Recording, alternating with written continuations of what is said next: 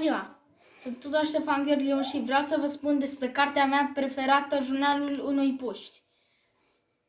Păi, această carte este vorba despre un copil numit Greg.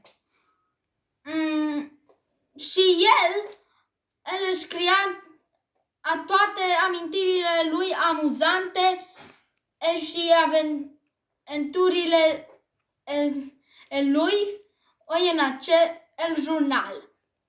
Păi, partea mea favorită a fost când fratele lui mic i-a spus Babu și în ziua lui de naștere Babu i-a dat lui Greg un cadou și prietenii lui au spus cred că asta e pentru Babu. Poate o fi o greșeală. Și l-a aruncat la coșul de gunoi. Trist. Păi, o altă parte pe care mi-a plăcut a fost când Rodric și-a făcut o bandă de rock și a numit-o Scutec Plin. Dar în loc de C a pus capa în stilul rock. Păi, mai am încă două care sunt foarte amuzante. A treia este cea mai amuzantă dintre ele. Cu Rodric și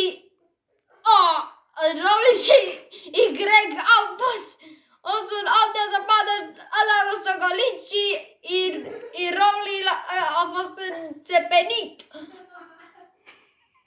Și n-a fost chiar tare. A fost cel mai mare bulgăre de zăpadă. Încercau să facă un om de zăpadă uriaș. Și ultimul este cum a fost pe o scenă și fratele lui mic a fost acolo. Toată familia lui a fost acolo. Și toate familiile din clasă a lui. Păi, trebuia să joace doar și vrăjitorul din Oz, dar pentru că doamna învățătoarea lui nu prea știa povestea bine, a încurcat personajele, l-a pus pe Greg ca copac și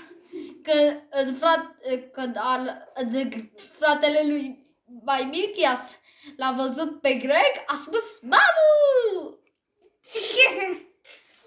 Și după aia, după teatru, toată lumea a început să-i spună Babu. Ok. Mulțumesc pentru că ați mers.